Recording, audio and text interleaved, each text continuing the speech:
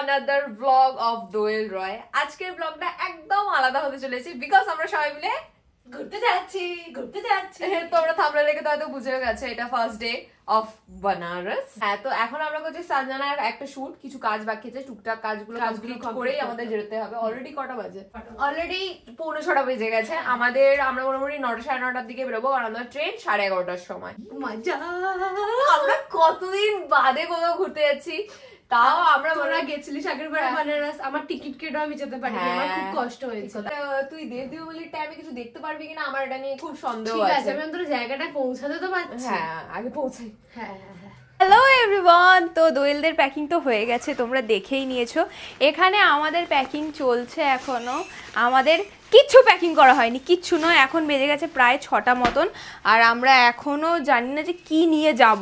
আর অভিক এখানে ওর packing bags বের করেছে, যার মধ্যে থেকে আমি এর আগের বার যখন ঘুরতে গিয়েছিলাম একটা চেয়েছিলাম, আমাকে একটাও দেয়নি, বলেছিল যে তোমাকে প্যাকিং ব্যাগস দেওয়া যাবে না। ये मैं क्या लाई अपना पैकिंग बैग নিচ্ছি। এই একটা ট্রলি, মানে ট্রলি না, এটা ব্যাগ একটা নর্মাল, যার পিছনে দুটো চাকা রয়েছে।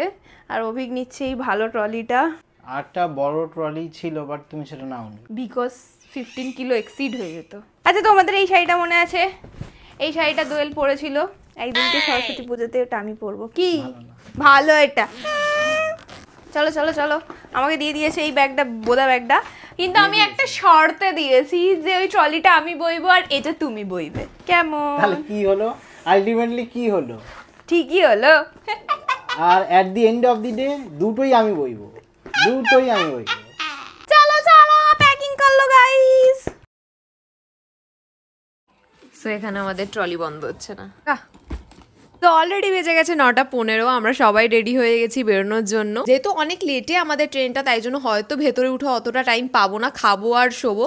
তাই ভাবলাম বাড়ি থেকে নিজের স্কিন কেয়ার রুটিনটা করে যাওয়া যাক। চলো তাহলে স্কিন কেয়ার রুটিনটা কমপ্লিট করে নিই নিজের। সো তোমরা হয়তো জানো না, বাট কিছুদিন ধরে আমাদের জমিতে কাজ চলছে, তাই প্রায় পুরো দিনটাই আমাকে বাইরে কাটাতে হয়। তার ফলে যা লেভেলের আমার ফেসে ট্যান হয়ে গেছিল কি আর বলবো। আর এক সপ্তাহের মধ্যে বানারসের প্ল্যানটা ছিল, তাই তো আমি ভেবে পাচ্ছিলাম যে কিভাবে ট্যানটাকে আমি রিমুভ করব। আর সেটারই সলিউশন খোঁজার জন্য আমি যখন অনলাইন চেক করছিলাম, তখন দেখলাম একটা ভাইরাল প্রোডাক্ট যেটা অনেক কন্টেন্ট ক্রিয়েটাররা ইউজ করছে। তাই জন্য আমিও ঝটপট করে অর্ডার করে দিলাম, আর রিয়েলি ওটা আমার হাতে 2 দিনের মধ্যে চলে এলো। আর লাস্ট 7 ডেজ ধরে ইউজ করে তো আমি একটা ম্যাজিক্যাল রেজাল্ট পেয়েছি। তোমরা জানতে চাও প্রোডাক্টটা কি? সেটা হলো গুড ভাইবস এর ভাইরাল ডিটেন গ্লো উপটান নাইট। এই ক্রিমটা তো আমি টানা 7 দিন ধরে ইউজ করছি, যেটার ফলে আমার ট্যান তো রিমুভ হয়েছে, তার সাথে সাথে পিগমেন্টেশন আর ডালনেসটাও চলে গেছে। এর মধ্যে রয়েছে টার্মারিক আর স্যাফরন, যেটা স্কিনকে ব্রাইট করে আর সারা রাত ধরে ময়শ্চারাইজ রাখে। সো আজ হলো ডে 7। তোমরা তো দেখতেই পাচ্ছ আমার স্কিন থেকে কতটা ট্যান রিমুভ হয়েছে। সো এই প্রোডাক্টটা তোমরা purple.com এ পেয়ে যাবে, আর আমি স্ক্রিনে ট্যাগও করে দিলাম। আর যারা হায়দ্রাবাদ, ব্যাঙ্গালোর, চেন্নাই আর কলকাতায় থাকো, তারা তো 2 ঘন্টায় ডেলিভারি পেয়ে যাবে। আর কোচি আর কোল্লামে তো তোমরা সেম ডে ডেলিভারি পেয়ে যাবে। সো এবার আমরা সবাই বেরিয়ে পড়েছি। আমি নিজের ব্যাগগুলো এনে বাকির দোকানের সামনে লাগিয়ে দিয়েছি। আর সঞ্জনা গেছে শুভর বাড়িতে, ওর কিছু জিনিস আছে যেগুলো ওর ব্যাগেতে ঢোকেনি, সেগুলো শুভর ব্যাগেতে গিয়ে ঢোকাতে গেছে। কারণ আমার আর সঞ্জনার প্রচুর জিনিস যেগুলো আমাদের ছোট ছোট ব্যাগে ধরেনি। শুভর তো কম জামা, তাই ওর ব্যাগে আমাদের যা বা চাকুচা হয়েছে সেগুলো ওর ব্যাগে ঢুকিয়ে দিচ্ছি। তো গাইস, আমরা বেরিয়ে পড়েছি। এখানে আমাদের লাগেজ ঢুকে যাচ্ছে। দোয়েলরাও আশা করি ওখানে রেডি হয়ে গেছে, আর এরা দুজন আমাদেরকে সি অফ করতে এসছে। তো চলো একেবারে স্টেশনে গিয়ে দেখা হচ্ছে। ওকে, ফাইনালি ঝামেলা লাফালাফি চেল্লামেল্লি করে একটা গাড়ি পাওয়া গেছে। একটা আপডেট পেয়েছি, সেটা হলো আমাদের মায়েরাও নাকি আসছে। তুমি কি জানো? আমাদেরকে ছাড়তে, আর ওরা আমাদের থেকে অনেক লেট। আমরা মানে পৌঁছে যাবো, ওরা তার হয়তো 20-25 মিনিট পরে এসে পৌঁছাবে। সো আমাদের ট্রেন ছিল হাওড়া থেকে মুঘলসরাই অবধি। মিনি ব্লগে তো তোমরা অনেক কেউ জিজ্ঞেস করেছো যে আমরা কোন ট্রেন করে গেছিলাম। সো আমরা গেছিলাম বিকানের এক্সপ্রেস করে। আমাদের 3rd ক্লাস এসি স্লিপার ছিল, তাই আমাদের পার হেড অ্যারাউন্ড খরচা এসেছিল 1100। আমরা চাইলে ডাইরেক্ট বানারস অবধিও ট্রেন নিয়ে নিতে পারতাম, বাট এই টাইমিংটা বেশি বেটার লেগেছে বলে তাই এটা আমরা করেছি। সো আমি আর অভিক এখানে পৌঁছে গেছি হাওড়া স্টেশনে। এখন দাঁড়িয়ে আছি বনুদের জন্য। সো দোয়েল ফোন করেছিল, ও বললো নাকি ও ওল্ড গেটে দাঁড়িয়ে আছে, আমরা ওল্ড গেটে দাঁড়িয়ে আছি। এই যে ওল্ড গেটে আমরা দাঁড়িয়ে আছি। কোথায় এখানে দোয়েল? আমি তো কিছু দেখতে পাচ্ছি না। অভিকও কনফিউজড, আমিও কনফিউজড। এখন বললাম যে তোরা আমাদেরকে খুঁজে খুঁজে আয়, লাইভ লোকেশন দেখে দাঁড়াই এখানটা। এমনি তো রাস্তাঘাটে বেরোলে আমার মাথা খুব একটা কাজ করে না। Hi, hello, hi aunty, hi. কেমন বকা খাচ্ছ?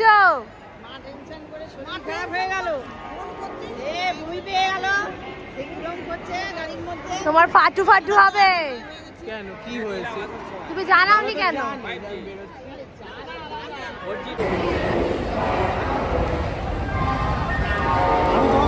না না। সো ফাইনালি আমাদের প্ল্যাটফর্ম নাম্বারও দিয়ে দিয়েছে, সেটা হলো 9, আর আমাদের ট্রেনও চলে এসেছে। ট্রেন আ গিয়া, এখন উঠে এইদিকে একটা সিঙ্গেল উপরে আছে, তাহলে তুই ওখানটা উঠে। হ্যাঁ ঠিক আছে। তাহলে কি বলতো, তিনটে মেয়ে এক জায়গায় বলো। আর কিছুই না, সেজন একদিকে শুধু, আমি একদিকে শুধু, তার বাবা একদিকে শুধু। এখনো 15 মিনিট বাকি আছে, আমরা বসে আছি, মায়েরাও বসে আছে। 11:15 বাজে, দেখা যাচ্ছে না। হ্যাঁ, যা ঝালর ঝুঁকি একটা। এটা হলো আমাদের ট্রেন। আমাদের পেটেন্ট করা। ইয়েস, ট্রিপটাতে দিদি বহুত ছাড়বে আমাদের। দিস ওয়ান একবার এই খাবি, এই শুবি, এই করছে। ঠিক আছে, আমরা কোনসা খুব বাধ্য। দিদি নেমে পড়েছে ট্রেন দিয়ে। এবার আমরা ট্রেনটা ছেড়ে চলে যাবে, দিদিকে আমরা টাটা। ওর মা শুভর জন্য পিঙ্ক কালারের টুথব্রাশ নিয়ে এসেছে। ওয়াও, ছিল না ওই কালারই ছিল। ওই যে ওই কালার। দেখো কুকি আনবক্সিং করছিলাম আমি। আনবক্সিং।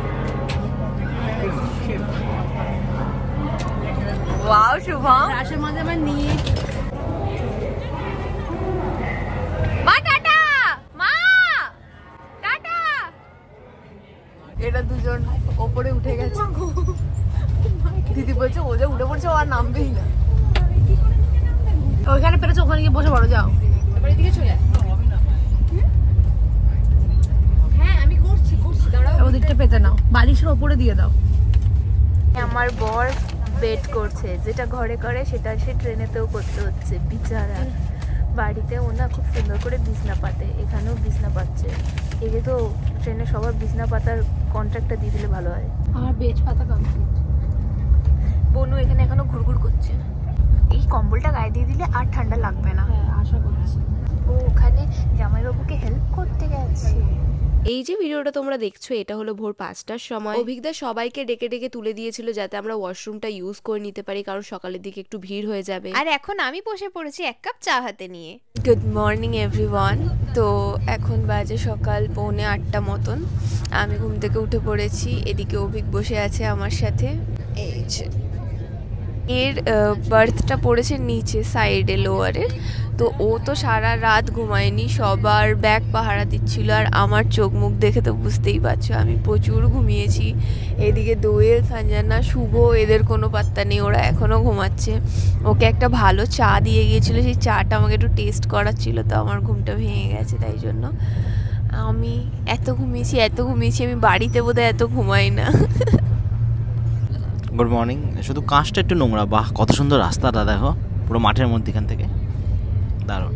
আমাদের ট্রেন গিয়ে পৌঁছানোর কথা আছে মুঘলসরাইতে 11টা 10-15 নাগাদ।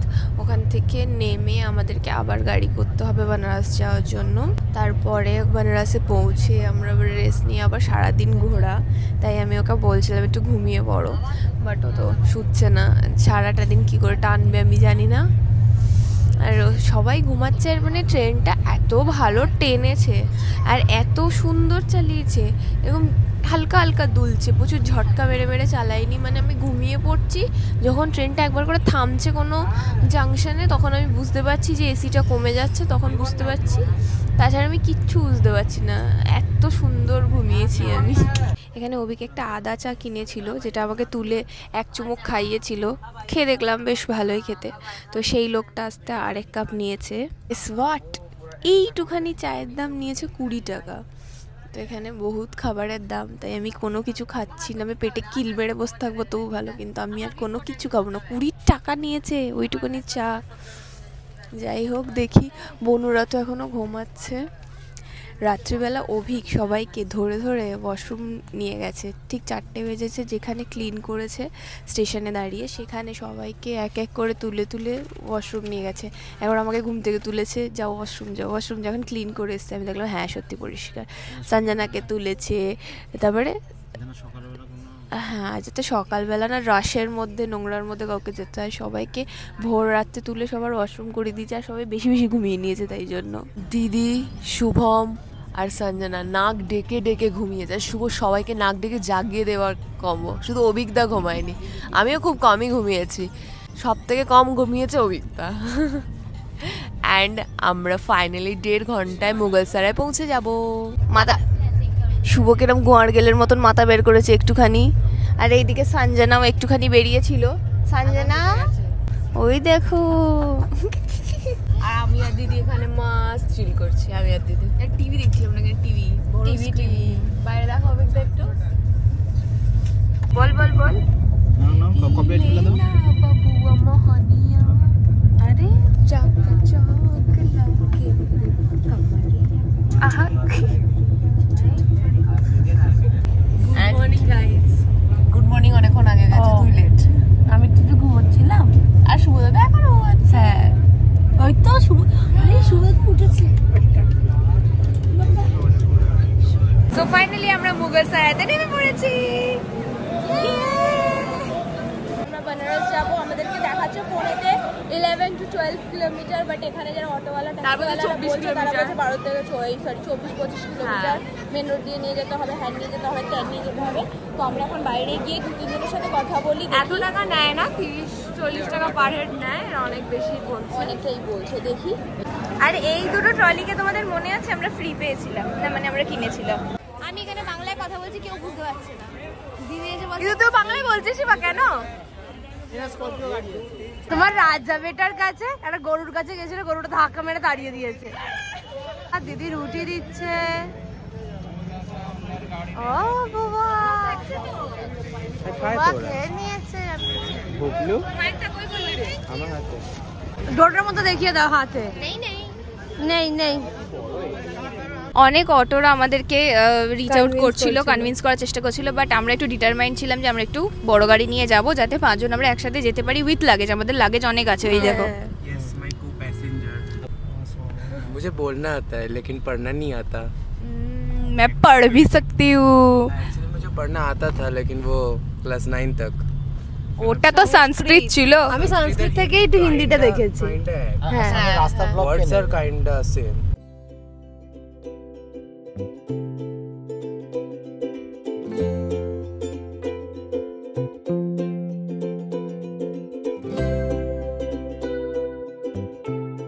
লিটারালি 1 কিলোমিটার গলির ভিতরে হাঁটাহাঁটি করে ফেলেছি অলরেডি।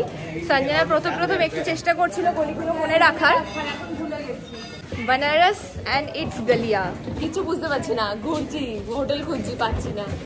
এখন জিজ্ঞাসা করা চলছে, বাট জানি না কোথায় গিয়ে আলটিমেটলি পৌঁছাবো। আমার আর গলিয়া ভাল লাগছে না, বাড়িটা আগে খুঁজে পেলে হয়। এই ছেলেগুলোর মাথায় কি আছে? 30 বার বলে দিয়েছে সিন্ধিয়া গেছে, ওকে তখন তোরা মনে রাখতে পারছি। সিন্ধি হিন্দি ভুল বলছে সবাই। অভিক রীতিমতো পাগলা হয়ে গেছে একটা খাবারের দোকান দেখে। আগে খেয়ে নাও, আগে খেয়ে নাও। ফার্স্টেই এসে আমরা এখন মালাইও ট্রাই করছি। সকাল দুধের খাবার খাওয়া। তো আমরা মালাইও খেতে এসেছি, আর এখানে আমি বাইরে দেখতে পেলাম একটা হার্ট শেপ কা আলু, এটা সাইজ হার্টের মানে দিল হয় না ওরকম টাইপের। আর এখানে সব লাগেজ রাখা আছে। অভি ফার্স্টে এসে গেছি শ্রীজি সুইটসে, যেখানে বেনারসের ফেমাস মালাইও পাওয়া যায়। রিলসে এত দেখেছি, অনেক দিন ধরেই খাওয়ার ইচ্ছা ছিল, তো চলো ট্রাই করে বলা যাক। আর এই দেখো এখানে এসে কাদের সাথে দেখা হয়ে গেছে। আমরাও এই দিদির খুব ফ্যান, ইউটিউবে ভিডিও দেখি, তাই এখানে এসেই আগে দিদির ওপর চোখ পড়েছে বলে আমরা কথা বলতে এলাম, আলাপ করতে এলাম দাদা দিদির সাথে। দেখেছো বাঙালিরা এসে যেখানে হোক বাঙালিদেরকে খুঁজে নেবে। বাঙালি সর্বত্র, বাঙালি সব জায়গায়। হ্যাঁ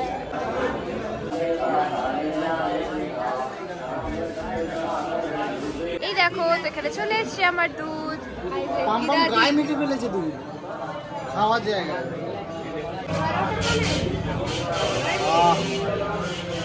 এটা ভালো ছিল,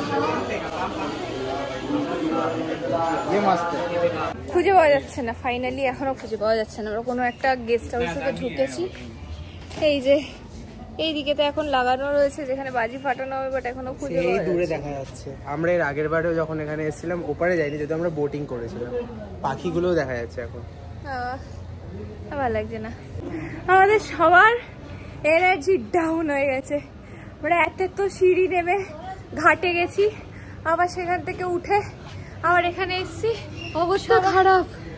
বেনারসে এসে ঠাকুর পেয়ে যাবে কিন্তু হোটেল পাবে না। ঠিক কথা। ভারী ভারী ব্যাগ নিয়ে ছাগি ছাগি সিঁড়ি ওঠা, এসে গেছি সিন্ধিয়া গেস্ট হাউস। আমরা এত কষ্ট করে রুমটা খুঁজেছি, তাই জন্য আমাদেরকে চেক ইনের আগেই আমাদের একটা রুম দিয়ে দিয়েছে, আর এরা এসেই শুয়ে পড়েছে সবকটা মিলে। এখানে একটা ডাবল বেড, এখানে একটা ডাবল বেড থাকা যাবে। এই ঘরেতে 4 জন, আবার পাশে আরেকটা রুম নেওয়া হয়েছে যেটাতেও আরো 4 জন থাকা যাবে। বাট আমরা লোক হচ্ছি 5 জন, তাই আমরা 8 জনের জায়গায় 5 জন থাকবো। কারণ ছিল না, কারণ 2 জনের রুম ছিল না, 4 জনেরই ছিল, তো 4 জনেরই আমরা নিয়ে নিচ্ছি। আর অভিজ্ঞতা বলো কেরাম লাগলো হোটেল অব্দি আসতে? বাবা 1 ঘন্টা লেগেছে, 1 ঘন্টা ঘুমিয়েছি। কার্ডিও করতে করতে এসে আজকে খুব হোটেল দেখতে পাচ্ছি কিন্তু রাস্তা খুঁজে পাচ্ছি। হোটেল দেখতে পাচ্ছি, চারদিক থেকে তার বনবন করে খুঁজছি, কিন্তু রাস্তা খুঁজে উপরে দেখতে পাচ্ছি, ঠান্ডা হচ্ছে। আর আমি দরজা খুলে রেখেছি। পুরো হাওয়া দিচ্ছে। হ্যাঁ, পাখা চালাতে আরো ঠান্ডা লাগছিল। আমরা রেস্ট নিয়ে এবার কিছুক্ষণ বাদে স্নান করতে যাব। এরকম ভেঙে ভেঙে কেন বলছো? আমি ভুলে গেছিলাম, আমি গঙ্গায় স্নান করতে বলে দীঘার সমুদ্র বলতে যাচ্ছিলাম, তাই। তো এখন আমরা রেস্ট নিচ্ছি, একটু পরে আমরা স্নান করতে যাব। গঙ্গার ঘাটে স্নান করে এসে সেজে গুজে আবার ঘুরতে বেরোবো। আর খাওয়া দাওয়া করবে না? জন্য বাই বাই, দেখা হচ্ছে একটু পরে। আমরা সবাই মিলে যাচ্ছি গঙ্গা স্নান করতে। আমি সবাইকে মানিয়েছি লিটারালি যাওয়ার জন্য। আমি আর অভি তো ডিটারমাইন্ড ছিলামই আমরা যাব, বাট এরা সবাই ভাবছিল ঠান্ডা লেগে আছে আর যাবে না, তাও শুভ যাচ্ছে না। হ্যাঁ, শুভ স্নান করে গঙ্গা নোংরা করে দেবে। মহাকুম্ভে অ্যাকচুয়ালি এরা সব স্নান করছে, তো এই জন্য এদের এত করবো না এরকম ব্যাপার, কিন্তু আমরা তো করি। অনেক পবিত্র বাবা, মনে 4-5টা মেয়ে নিয়ে পবিত্রতা। হ্যাঁ, সাবিত্রী। আমি সুইমিং করে যাচ্ছি এখন গঙ্গাতে। বোধহয় ওরা সবাই মিলে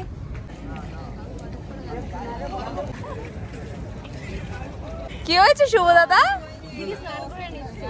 মহাকুম্ভের টাইমে আমার আসা পসিবল হয়নি, যদিও এটা প্রয়াগরাজ নয়, তবুও তো গঙ্গা। এখানে কাশিতে গঙ্গায় স্নান করতে অনেক লোক আসে, তাই এসছি যখন স্নান না করে কি আর যাওয়া যায়। আমি সঞ্জনা আর পাম্পাম প্রথমে স্নান করে নিলাম, তারপরে অভিকার শুভ নেমেছিল।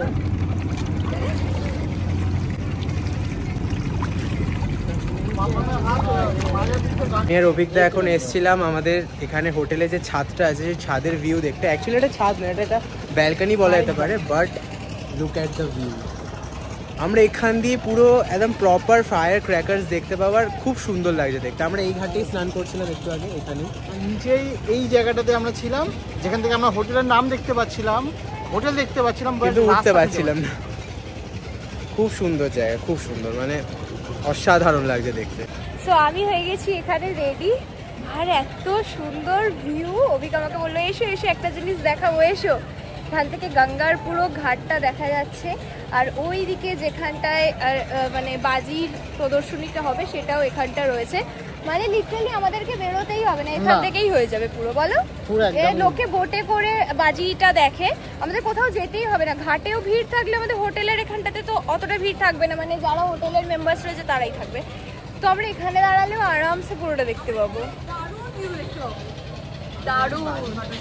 আমি আগের বারে যখন বেনারসে ছিলাম তখন এখানকার লোকজনের থেকে শুনেছিলাম এখানে আসা সব থেকে বেস্ট টাইমিং হলো দেব দীপাবলি। তাই তখনই তো আমি ভেবে নিয়েছিলাম দেব দীপাবলিতে একবার বেনারস নিশ্চয়ই ভিজিট করব। আমি হয়তো মুখে বলে তোমাদেরকে ডেসক্রাইব করতে পারবো না যে দেব দীপাবলির টাইমে বেনারসকে কিরকম সুন্দর দেখতে লাগে, বাট একটাই কথা বলবো, এই টাইমে কিন্তু প্রচন্ড ক্রাউড হয়। সকাল থেকে আমরা কেউই তেমন কিছু খাওয়া দাওয়া করিনি, তাই আমরা আগে চলে গিয়েছিলাম খাওয়ার জন্য। বেনারসের প্রত্যেকটা গলিতেই কিন্তু মন্দির রয়েছে, আর আমরা পুজো দেওয়া প্রথম শুরু করেছিলাম কাল ভৈরব মন্দির দিয়ে। আর আমরা যে সময় গিয়ে লাইনে দাঁড়িয়েছিলাম আমাদের একদমই বেশি টাইম লাগেনি। ভিতরে তো ভিডিও করা অ্যালাউ ছিল না, তাই তোমাদেরকে ঠাকুরের মন্দিরটা বাইরে থেকেই দেখিয়ে দিলাম। আর ডালাতে যে মালাগুলো ছিল সেগুলো ডালা থেকে নিয়ে এদের দুজনের গলায় পরিয়ে দিয়েছিল পুরোহিতরা। মন্দিরের আশেপাশে কিন্তু অনেক গিফটের দোকান থাকার কথা, আরো ঘাটেতে স্টল থাকার কথা, কিন্তু দেব দীপাবলির জন্য সবকিছুই কিন্তু তুলে দিয়েছিল, তাই খুব একটা ভালো গিফট আইটেম আমরা পাইনি। কিছুদিন আগে পর্যন্ত এখানে ফ্লাডের জন্য জল অনেক উপরে চলে এসেছিল, তাই অনেক কটা ঘাটও তলিয়ে গেছে। যারা বেনারস ভিজিট করেছো তারা তো জানোই যে একটা ঘাট থেকে আরেকটা ঘাটে যাওয়ার জন্য রাস্তা থাকে, মানে অল আর কানেক্টেড, কিন্তু আমরা যখন গিয়েছিলাম তখন সব রাস্তা বন্ধ হয়ে গিয়েছিল, তাই দশাশ্বমেধ ঘাট পর্যন্ত যাওয়ার জন্য আমাদের অনেক ঘুরতে হয়েছিল। বাট ফাইনালি আমরা পৌঁছে গেলাম। তো আমরা এখন চলে এসেছি একটা বোটেতে, অনেকক্ষণ বার্গেনিং করার পর আমরা একটা বোট মানে পেয়েছি ফাইনালি। 300 রুপে পার হেডে আমরা অনেক কষ্টে দশাশ্বমেধ, হ্যাঁ একদম অনেক কষ্টে দশাশ্বমেধ ঘাট অব্দি পৌঁছাতে পেরেছি। আমরা ভেবেছিলাম আমরা আরতিটা মিস করে দেবো, কারণ কালকের আরতিটা দেখা আই থিঙ্ক পসিবল হবে না। আমরা সকালবেলা কালকে 80 ঘাটের আরতিটা হয়তো দেখবো, কিন্তু বিকেলবেলা দেব দীপাবলির জন্য এতটাই ভিড় থাকবে দশাশ্বমেধ ঘাটে, আই থিঙ্ক আমাদের আরতিটা পসিবল হয়, তাই জন্য আজকেরটা কোনোভাবেও দেখতেই হতো। কিন্তু ওই কাশী বিশ্বনাথটা ওইটা একটুখানি দেখা যাক কি হয়। সেই দিকে দেখো ওদের মাথায় তিলক কেটে নিয়েছে অলরেডি। এই হলো ভিউটা, মানে আমরা বলতে গেলে একদম ফ্রন্টেই রয়েছে, যেখান থেকে ফুল আরতির ঘাটটা দেখা যাবে, আর আমাদের সামনে তো একদম একটা হবে। তো এই হচ্ছে ফুল আরতির ঘাট, আর এই হচ্ছে আমাদের বোট। এই বোটেতেই এত লোক রয়েছে, আর প্রত্যেকটা জায়গায় সামনে বোট রয়েছে। পিছনের লোকটা দেখলে তোমরা পাগল হয়ে যাবে, এই পিছনে যে এত লোক রয়েছে এরা যে আলটিমেটলি কি দেখতে পাবে আমিও জানি না। আর এইখানে বাড়ির উপরে সব জায়গাতে লোকে দেখো।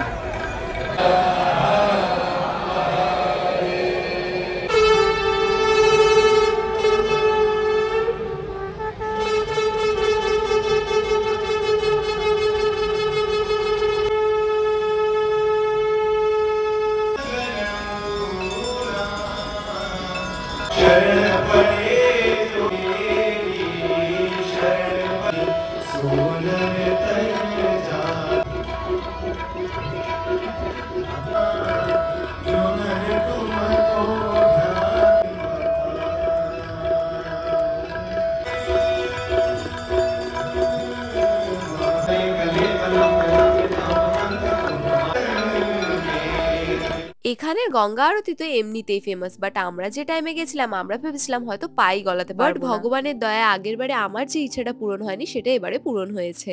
বোটে করে ঘোরার সময় আমরা শুনছিলাম যে কোন ঘাটের কি মাহাত্ম্য রয়েছে আর কেনই বা সেই নামকরণ করা হয়েছে। আর পার্সোনালি বেনারসকে নদীর এপার থেকে দাঁড়িয়ে দেখে মনে হচ্ছিল যেন ওপারে কোনো নববধূ সেজে দাঁড়িয়ে আছে। তারপরে আমরা চলে গেছিলাম চেত সিং ঘাটের লাইট শো, মানে লাইট শো তো কাল হবে, বাট আজকে শুধু ট্রায়াল চলছে। আসলে আমি একটুখানি দোটানায় ছিলাম যে কাল আদৌ আমরা আমাদের হোটেল থেকে এখান অব্দি আসতে পারবো, আর কাল তো আসল উৎসবের দিন, আজকে যা ভিড় দেখলাম কালকে তো এর থেকে ডবল হবে হয়তো। কিন্তু ওই যে আজ সকালেই বললাম আমাদের হোটেলটা একদম নদীর ধারে, হয়তো কিছু না দেখতে পেলেও ফায়ার ওয়ার্ক শোটা নিশ্চয়ই দেখতে পাবো। আর এই দেখো গঙ্গা দুয়ারটাকে কত সুন্দরভাবে সাজানো হয়েছে। দিদি এখানে একটা প্রদীপ কিনে নিয়েছে জলে ভাসানোর জন্য। বাস আজকের মতো আমাদের ঘোরাঘুরি কমপ্লিট, এবার সোজা হাঁটতে হাঁটতে চলে যাবো নিজের হোটেলের দিকে। হেঁটে হেঁটেই যেতে হবে, কারণ সব জায়গায় গাড়ি ঘোড়া একেবারে বন্ধ করে দিয়েছে।